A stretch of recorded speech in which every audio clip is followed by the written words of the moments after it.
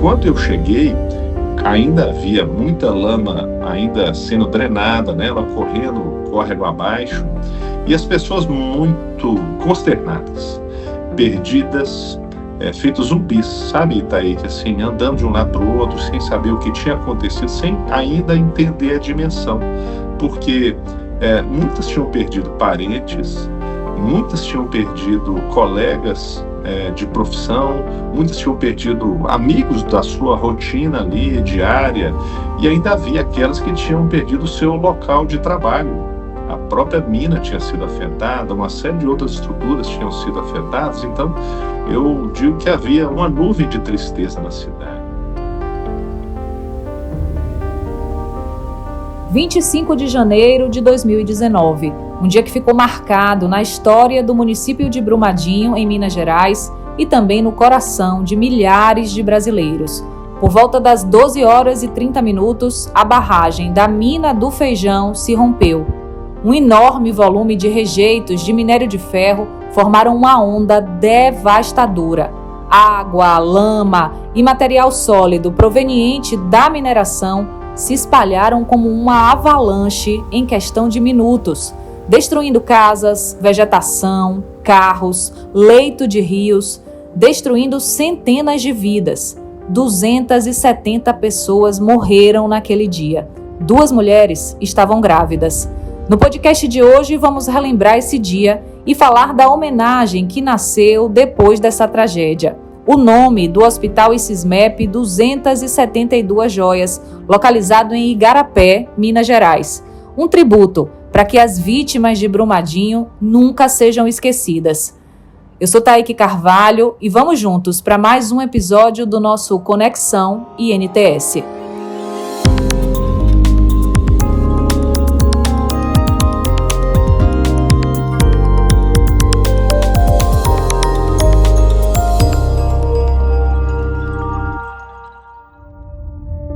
Quantas pessoas, mais ou menos, entre bombeiros, voluntários, dá para ter noção, ajudando nesse resgate? Olha, centenas. E assim, como é típico de toda emergência desse tipo, Taíque, as informações, elas são muito controversas, elas são muito truncadas, elas são muitas vezes até uma, ela contraria a outra ou contradiz.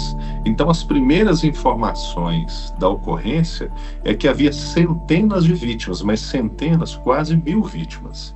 Então, todo mundo que estava ali na região metropolitana, muita gente foi para lá. Então, eu digo que são milhares, talvez 3.000, 5.000 pessoas indo para a cidade de várias formas. Pessoas de forma assim, organizada, pessoas com um pouco de conhecimento sobre o que precisava ser feito ali de salvamento, de atendimento, mas havia uma infinidade de tarefas a serem feitas. Então, havia milhares de pessoas tentando ajudar.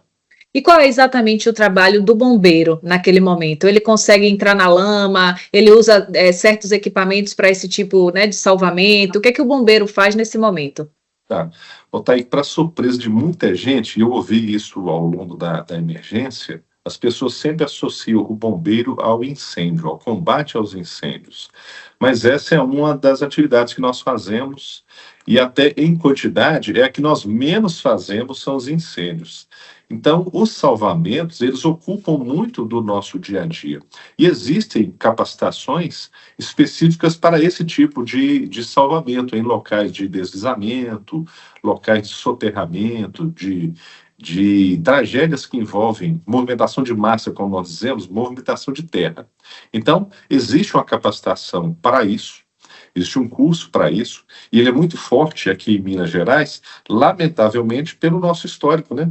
No nosso estado se chama Minas Gerais, é lógico, nós temos minas de quaisquer minerais que você puder imaginar, e o nosso histórico terrível de acidentes recentes ou de ocorrências recentes até nos obrigou a sermos uma referência no Brasil em relação a isso. Então, entrar na lama era uma das tarefas, e um desgaste físico muito grande, porque ela tinha uma consistência não suficiente para você andar, também não era possível nadar, então era um trabalho de rastejo incessante, com todo tipo de poluição que você possa imaginar. Havia uma contaminação intensa de vários produtos químicos, daquilo tudo que tinha sido jogado ali abruptamente. Mas havia também a contaminação biológica, porque escritório, as instalações sanitárias do refeitório, dos próprios escritórios, tudo aquilo estava ali misturado.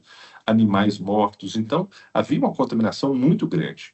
E a gente soube, Thaí, que depois de algumas semanas, já de várias semanas de trabalho, que houve até uma suspeita de um material radioativo que tivesse perdido ali. Mas nós já estávamos, assim, há semanas já em meio à lama, fazendo o trabalho. Então, é típico dessas ocorrências, como eu disse, a falta de informação, né? E ao bombeiro não cabe escolher. Então, estavam todos lá, já literalmente com a lama até o pescoço, fazendo ali o melhor possível. E por conta dos riscos ali dele se ferir com pontas de metais, concreto que estava ali também solto e todo destroçado, materiais vegetais também, a regra é que o bombeiro estivesse ali com a roupa de neoprene, que é aquela borracha utilizada para o mergulho. E aquilo, daí, que é um desconforto muito grande, porque ela não é feita para isso, ela é feita para o mergulho. Então, ela toma muito da mobilidade, ela produz um calor muito grande. E naquele sol de janeiro, em Minas Gerais, de 30 e tantos graus, é um desgaste muito grande, sabe? Então, esses bombeiros que estiveram ali fazendo esse trabalho físico, olha, eles realmente merecem, assim, todo o nosso reconhecimento, porque o risco é enorme e havia, além disto, a possibilidade de outras barragens ali também, sabe, que tinham sido afetadas, delas se romperem também. Então, foi um trabalho da gente realmente lamentavelmente, da gente se orgulhar, né? É verdade. Eu tenho orgulho, viu? Parabéns. Eu sei que já se passaram aí 6 anos, mas parabéns pelo trabalho nessa tragédia de Brumadinho. Coronel Anderson, quanto tempo você fica trabalhando aí nessa missão? Você chega no dia 6 e fica até que dia? Eu fiquei 128 dias, assim, intenso, sabe? E como eu trabalho, como eu moro a 500 quilômetros de BH, aqui em Uberaba, são 7 horas de estrada. Então eu ia um dia antes, trabalhava uma semana e depois um dia de volta. Então eu trabalhei numa escala de 9 dias de intenso empenho por 5 dias em casa. Mas em casa havia o quartel onde eu comandava o batalhão. E, inevitavelmente, quando eu sabia que eu ia voltar daí uma semana, eu não podia me desligar. Então, olha, esses 4 meses e pouco aí que eu trabalhei valeram por alguns anos, sabe? É Assim, isso, é. porque o tipo de emergência, qualquer ação nossa, ou qualquer erro, qualquer deslize, podia causar a perda de uma vida a mais. Podia, sabe, assim, alguém que tivesse desaparecido não ser encontrado. Então, a gente pensava ao contrário, né? Para que a gente alcance o máximo possível, o que a gente precisa fazer? Então, o envolvimento, não só meu, mas de vários colegas, era muito, muito intenso, sabe? 272 pessoas morreram, mas muita gente foi salva também. Qual Sim, foi o depoimento que você ouvia de quando essas pessoas eram encontradas? Assim, o que é que você lembra dessa emoção de reencontrar uma pessoa que estava sendo procurada há dias? tá. Olha, oficialmente são 270. Sim, sim. 272 inclui os 2 bebês ainda nascituros, por isso que o nosso livro se chama Brumadinho 272, para fazer menção a esse número que nós consideramos o correto. Os nossos registros, eles dão conta de 192 pessoas resgatadas no primeiro dia, nas primeiras 24 horas. Então, essa um orgulho muito grande. Lamentavelmente, depois desse primeiro dia, ninguém mais foi encontrado, ninguém mais foi encontrado com vida. Então, muitas pessoas estavam sobre a lama ali, presas de alguma forma, uma parte do corpo. Então, essas foram salvas no primeiro dia. Se houve alguém que sobreviveu soterrado, lamentavelmente nós não conseguimos encontrar. Porque um dos problemas é que a lama, ao contrário, por exemplo, dos terremotos, tá aí, a lama ela vai aos poucos, ela vai tomando os espaços de ar que possam ter sobrado. Então, depois de 24 horas já não houve mais nenhum sucesso nesse sentido. E a área é muito grande. Para a gente ter uma referência, eram 400 quarteirões de espaço para que a gente pudesse pesquisar. E com a profundidade muito grande. A profundidade, em alguns lugares, chegava a 16 metros. Então, fazer essa pesquisa essa busca, Era uma tarefa muito grande, e a gente precisa mesmo, mais uma vez, ter orgulho do trabalho feito, porque restam apenas 2 pessoas para serem identificadas, numa área tão grande, com essas dificuldades técnicas. Quase todo mundo foi localizado. A notícia que a gente tem é que não há registro de operação mundo afora que tenha alcançado esse êxito. Isso aí, é claro, é fruto de um trabalho em equipe muito grande, né, da dedicação das pessoas, e muita gente nos ajudou, inclusive os sobreviventes, inclusive os parentes das vítimas, inclusive todas as pessoas que estavam ali humildemente, sem saber fazer buscas, mas ajudando da forma humilde, simples, com que ela conseguia contribuir. Só para eu entender, mulheres estavam grávidas, foi? Foram 2 grávidas. 2 grávidas. É. E recentemente eu vi, acho que foi até na semana passada, que teve identificação de mais uma mulher. Sim, teve a dona Maria de Lourdes. Ela faz parte de uma família. Olha para você ver essas histórias, né? Muito marcante essa história. Um casal jovem brasileiro morava na Austrália. Então o casal ficou grávido e vieram ao Brasil para festejar a gravidez, mostrar aquela barriga crescendo e tudo mais. Uma parte da família de Curitiba, outra de São Paulo, e resolveram vir para Brumadinho para conhecer o Museu do Inhotim, que é um museu a céu aberto lindíssimo. Por fim, deram entrada na pousada, que ficava ali a poucos metros abaixo, ou coisa de 2 quilômetros abaixo da barragem. Eles deram entrada por volta do meio-dia. Ao meio-dia e 28 aconteceu o rompimento. Então, a dona Maria de Lourdes era uma dessas pessoas desse grupo que acabou sendo agora a última a ser localizada, a ser identificada. Então, e uma pessoa ainda não foi identificada, é isso? Na realidade, restam 2 agora. Agora restam eram 2. 3, dona Maria de Lourdes 3. foi, Isso. E agora restam 2. Existe ainda um trabalho de pesquisa, de buscas, elas agora são realizadas de maneira industrial. Tem grandes máquinas que ficam ali peneirando todo aquele material que foi rompido, que foi drenado, né, que escorreu.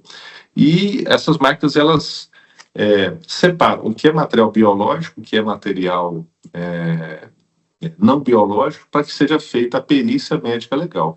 Então, é possível ainda que haja a identificação de todas elas, dessas últimas 2 restantes. Coronel Anderson Passos, disso tudo resulta seu livro, né? Qual o seu propósito ao escrever um livro sobre essa tragédia?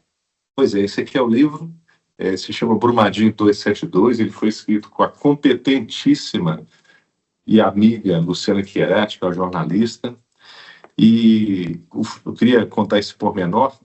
Eu não conhecia a Luciana pessoalmente, eu li algumas coisas que ela escreveu e eu percebi que ela tinha uma forma de escrever muito respeitosa com as vítimas, sabe? Então, por isso que eu fiquei ali, acabou que a gente se identificou bastante nisso, porque era uma preocupação muito grande.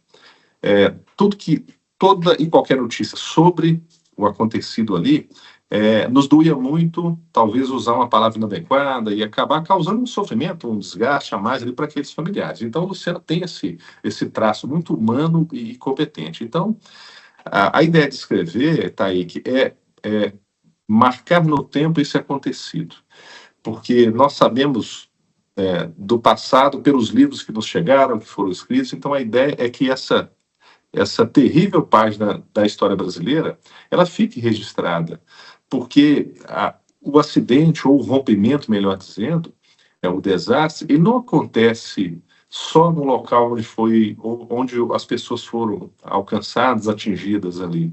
Não são só aquelas pessoas que viram vítimas. Os efeitos não acontecem só naquele momento. Então, eles estão até hoje, já estamos há 6 anos, os efeitos eles ainda continuam e vão continuar, imagino, para sempre na vida das pessoas.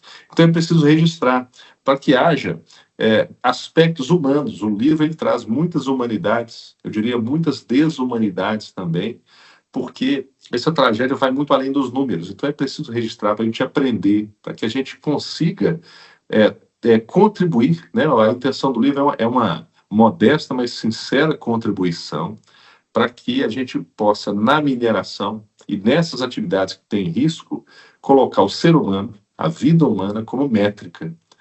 Então, o lucro, o desenvolvimento, o progresso, a quantidade de produção, isso aí não pode ser o prioritário. Isso pode parecer retórico, mas ele é um desejo nosso genuíno, né? Todo o lucro das vendas do livro físico foi doada para a APAI de Brumadinho. Então, nós temos hoje dois modelos, vamos dizer, ou dois formatos. O e-book, o livro digital, ele está à venda na Amazon, venda regular, mas os livros físicos, todo o lucro apurado, nós fizemos a doação para a APAI. Então, é uma forma da gente tentar, de alguma forma, também contribuir, né, para essa comunidade tão sofrida que, no fim das contas, nos abraçou também lá, bombeiros, voluntários, uma porção de gente ajudou. E, assim, a humanidade, ela consegue fazer essas tolices, mas como essa tragédia acontecida, mas também, nesses momentos, se une bastante, promovendo ou produzindo coisas muito, muito interessantes também que a gente pode aprender. Só mais duas perguntas, viu? E eu te libero, Coronel. Como é que está hoje o parque? É tipo um distrito, de Brumadinho? Na verdade, foram vários bairros, né? Tá. Um deles se chama Parque do Café, que é um bairro rural. E assim, as pessoas lá agora, aquilo está muito desabitado, porque houve uma contaminação da água, do terreno. Então, era uma região onde se produzia muitas hortaliças, as pessoas viviam muito disso, e ninguém vai mais adquirir hortaliças dessa área, né? Então, quem vivia disso não vive mais. Muita gente quer sair dali, porque fica com aquele estigma, né, Thaí, da pessoa, olha, você é da onde? Eu sou de Brumadinho. A próxima pergunta já é sobre a tragédia, então isso marca muitas pessoas. Então, o Parque do Café, por exemplo, que ficou muito conhecido por isso, ele já está assim, com pouquíssimos moradores, e a tendência é que ele acabe também sendo desabitado. Coronel, depois de passar por uma experiência dessa, de ver tantas vítimas, de ver essa tragédia, de ver que às vezes a gente é pequeno, né, diante de tantos acontecimentos, o que é que muda dentro do senhor, com a sua família, com as suas relações e até com a sua própria vida? Poxa, mudou muita coisa. A primeira coisa é confirmar aquele sentimento que a nossa saúde, a nossa família são os bens maiores que a gente pode ter. Mas tudo isso só é construído com um sentimento realmente de humanidade. A gente pode se doar para o próximo, é preciso se doar para o próximo. A gente pode influenciar as pessoas para poderem atuar de uma forma melhor em várias áreas. E eu percebo assim, comprovando nessa ocorrência específica, que foi de longe a mais complexa que eu já participei, a gente vê dentro e fora do ambiente de salvamento, envolvendo toda a comunidade, tudo, a empresa, a causadora, a comunidade, a gente vê que, olha, tem pessoas que, especialmente nesses momentos, elas mostram que tem preço, outras mostram que tem valor. E é preciso a gente estimular, influenciar e contribuir para que as pessoas tenham os seus valores, eles cada vez mais fortalecidos.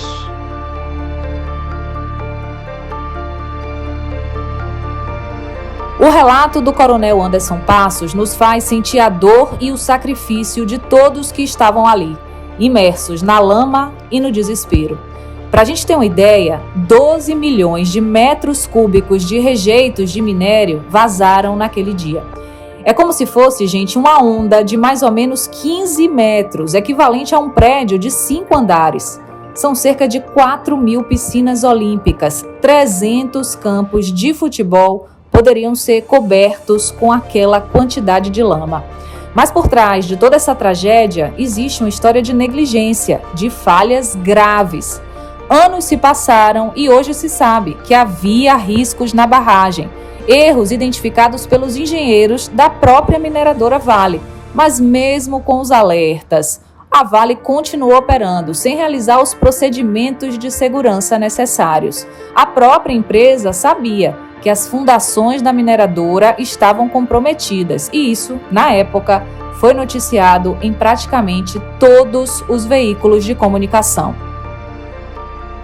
Um documento sobre possíveis situações de emergência que a Vale entregou a autoridades já previa que um rompimento da barragem destruiria áreas como a do refeitório e a sede da empresa em Brumadinho. As imagens gravadas pelos funcionários que trabalhavam numa área mais distante da barragem que se rompeu mostram o desespero na hora da tragédia. Misericórdia, meu Deus do céu! Oh, meu pai! Nosso amigo, chefe. Reportagem da Folha de São Paulo afirma que a Vale já sabia que um eventual rompimento da barragem destruiria as áreas industriais da mina de Córrego do Feijão, incluindo o restaurante e a sede da unidade, onde estavam muitas pessoas que morreram ou desapareceram. A informação consta do plano de emergência da barragem de 18 de abril de 2018.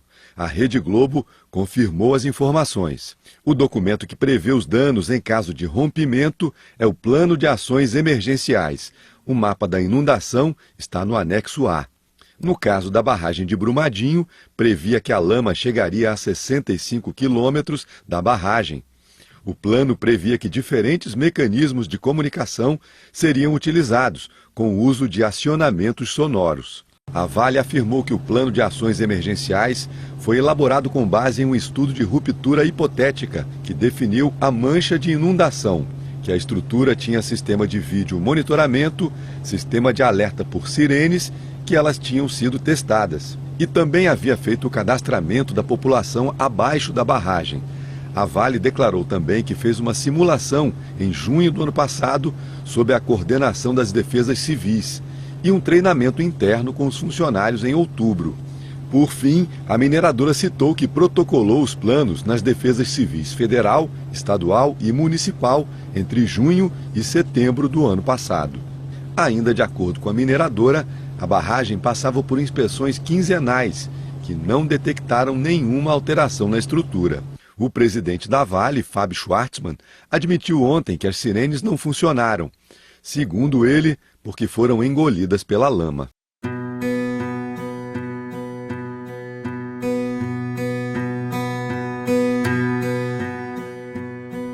Mesmo depois de anos, as pessoas ainda carregam as lembranças tristes da tragédia. O trauma de perder familiares vai carregando também o medo de ver algo tão destrutivo acontecer de novo. Mas no meio de tanta destruição, de tanta dor, surge uma homenagem, uma maneira de manter viva a memória daqueles que partiram. O Hospital ICISMEP 272 Joias, inaugurado no dia 17 de maio de 2022. Esse hospital presta serviço para 88 municípios e em janeiro desse ano, o INTS também está presente, numa gestão compartilhada junto ao consórcio ICISMEP, fazendo a gestão do hospital. Esse nome, 272 Joias, reflete com muita delicadeza e também com muita força o valor de cada vida interrompida na tragédia de Brumadinho, inclusive dos 2 bebês que ainda não tinham nascido. Cada uma dessas vidas vale demais. É como se elas fossem realmente uma joia. Para o nosso podcast de hoje, eu também conversei com Marcilene Vaz. Ela é diretora de gestão e administração do ICISMEP. Marcilene relembrou o impacto pessoal do vazamento da barragem de Brumadinho. Município de Mário Campos. Mário Campos foi o segundo município mais atingido em número de vítimas. E na época eu trabalhava na prefeitura de Mário Campos. Eu era secretária de administração na época. E foi muito difícil, muito tenso, porque a gente estava no horário de almoço. E aí alguém na mesa falou assim, olha, a barragem de Brumadinho rompeu. E eu me recordo da gente falar assim, gente, a internet está sem limite mesmo, porque isso é muito sério, né? Uma notícia dessa, se for uma notícia falsa, isso pode trazer, assim, um estrago muito grande. Só que aí não demorou questão de minutos para a gente saber que realmente tinha acontecido, porque lá na prefeitura tinha várias pessoas que tinham parentes que trabalhavam na Vale. Então, nesse momento, começou o desespero. Só ouvia gritos em todos os andares, pessoas tentando falar com os familiares, não conseguia, e as pessoas começaram a ir para a rua, você via pessoas gritando, crianças gritando, meu pai, e até mesmo dentro da prefeitura, a gente tinha colegas que tinha irmão, que trabalhava lá, que tinha pai, e aí cada andar que você ia, era notório o desespero de cada um. Então foi muito difícil. E naquele momento a gente não tinha noção da proporção do que era esse rompimento de barragem, né? Eu, principalmente, não tinha nem ideia. Eu me recordo que tinha um rapaz que trabalhava com a gente, que falou assim, não, gente, fica calmo, eu trabalho lá também, isso não é uma proporção desse tamanho que estão falando. E acabou que ele perdeu a irmã dele nesse rompimento dessa barragem. E as pessoas tentavam falar com os familiares e não conseguiam, e elas agachavam, gritavam, era muito desesperador. E a gente não tinha noção de até onde ia aquele rejeito, né? E aí os bombeiros começaram a passar, pediam o pessoal para evacuar a área, e aí a gente vai ficando cada vez mais desesperado, né? E chegou rápido lá, onde você estava, porque era próximo, né? Essa lama, com esses rejeitos, chegaram rapidamente? Não chegou em Mário Campos, mas como ninguém tinha proporção, ninguém tinha ideia, né, do que poderia acontecer, eles pediram para evacuar quem morava perto do rio, um raio de quilômetros por questão de segurança. Não chegou em Mário Campos, não, sabe? E aí, a partir daquele momento, a gente teve que se organizar para, de alguma forma, atender e receber, caso algumas pessoas do município precisassem de apoio. Era período de férias escolares, então as escolas estavam muito sujas, porque férias, né? A gente desceu uma equipe da prefeitura com um caminhão-pipa para lavar a escola, para, caso fosse necessário, receber as famílias lá. E aí, assim, a gente fez um ponto de apoio numa escola central, no centro de Mário Campos, limpamos a escola, a gente fez comida lá, recebia doação, até para transferir para Brumadinho também. E depois, né, de um dia, 2 dias, aí o pessoal já começou a voltar para casa, porque viu que não tinha esse risco, né, de chegar até lá. Mas foi um momento, assim, muito sofrido, porque a gente saía na rua, você via pessoas gritando, passando mal, pedindo ajuda. E, na verdade, nesse dia, eles fecharam a entrada para Brumadinho. Então, quem estava em Mário Campos e tinha parente em Brumadinho, também não conseguia entrar. Então, o desespero foi, assim, muito grande, porque quem estava lá em Mário Campos não sabia da dimensão do que tinha acontecido lá na casa deles em Brumadinho, sabe? Quando a gente ficou sabendo, foi através de mensagens, de telefone, as pessoas comentando e repassando, e cada um correndo e tentando buscar informação. Mas a informação não chegava, né? Até porque as pessoas que sobreviveram, elas sobreviveram porque não estavam naquele espaço, naquele momento, ou estavam mais no alto, ou conseguiram correr. Depois a gente vê nos vídeos das pessoas que sobreviveram, pessoas que a gente até às vezes conhece, que a gente foi entender pessoas correndo para pular uma caminhonete para ser salvo, as máquinas, né, nas imagens, rodando e sendo engolidas. Pessoas depois relatando que sobreviveram porque conseguiram subir a uma altura de onde o rejeito não tinha chegado. Até porque como foi na hora do almoço, a tragédia, muitas pessoas estavam no refeitório, o refeitório foi todo levado, sabe? E até hoje você se emociona, né? Depois de 6 anos. Porque realmente você vive a dor do outro naquele momento, né? O tempo todo eu pensava nos meus filhos e a primeira pergunta que eu fiz foi assim, existe uma possibilidade de chegar onde eu moro, porque eu moro em Mário Campos, mas eu moro numa área mais retirada. E eles falam assim, não, sem chance, não tem rio que passa lá perto, então não tem esse risco. Mas a todo instante a gente pensa, né, naquelas pessoas que perderam a mãe, o pai. Teve uma cena que me marcou muito também, que um rapaz que trabalhava com a gente tentava falar com o pai dele o tempo todo e ele não atendia. E ele agachava e punha a mão na cabeça e ficava gritando, pai, pai, pai. Depois, com muito custo, ele conseguiu falar com o pai dele. E a única coisa que o pai dele falava e gritava era assim, morreu todo mundo, morreu todo mundo. No viva voz, a gente estava ouvindo aquilo ali, ele gritando, falando, todo mundo morreu. Então, foi muito desesperador. Eu imagino que aquelas pessoas, mesmo ouvindo a voz, enquanto não conseguiu encontrar aquela pessoa, não conseguiu realmente acalmar o coração, mas ao mesmo tempo pensando que o livramento, né? O que ele passou naquele momento para estar ali. Então foi uma cena muito triste, foi uma cena muito, muito forte. Muitas pessoas sofreram muito, perderam pessoas, mãe, irmão, e trabalhava lá na prefeitura com a gente. Então a gente ficou ainda um tempo convivendo com aquela dor ali daquelas pessoas, olhando para elas assim, revivendo esses momentos, sabe? Bom, ouvimos a diretora Marcilene, mas ao lado de toda essa estrutura de apoio do hospital, há também o sentimento de familiares e amigos que continuaram vivendo com a dor da perda, com muita saudade. Então eu vou conversar também com Andressa Rodrigues, mãe de Bruno. Ela nunca vai esquecer aquele 25 de janeiro de 2019. Eu sou Andressa Rodrigues, eu sou a mãe do Bruno Rocha Rodrigues, meu único filho que foi assassinado junto com mais 271 pessoas no rompimento da barragem da Vale em Brumadinho. Eu senti uma dor imensa atravessando o meu peito. Eu acompanhava minha mãe naquele dia 25 para uma consulta no Hospital das Clínicas, um retorno, pois ela havia feito uma cirurgia no coração. E por volta de 12h30 eu li uma mensagem no grupo de rede de vizinhos protegidos e lá dizia que a barragem havia rompido. Naquele momento a dor era muito grande, tinha um pouco de esperança, mas a dor que eu senti naquele momento enquanto mãe, a resposta no meu coração já chegava. Eu sentia que havia perdido meu filho. E foi um desespero tão grande que ele não acabou e não passou.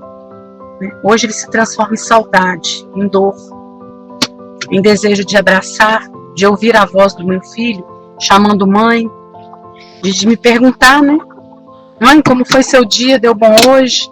Mãe, frita batata pra mim? Então é a saudade que fica, a dor e a revolta por não ver a justiça ter sido feita até o presente momento.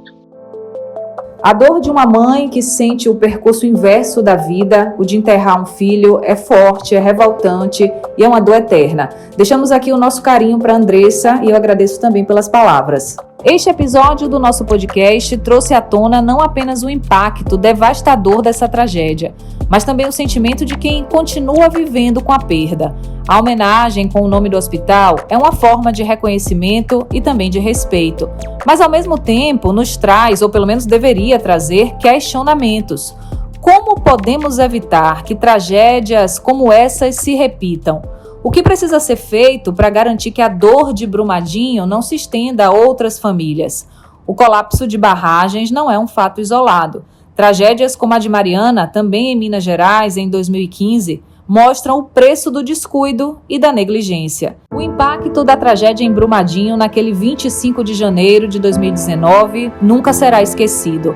A tristeza e a saudade estão presentes em cada depoimento que nós ouvimos hoje aqui no podcast. Também está no nome do hospital, em forma de homenagem, está na dor de quem perdeu e no compromisso de cada um de nós em fazer essa lembrança virar a força da mudança.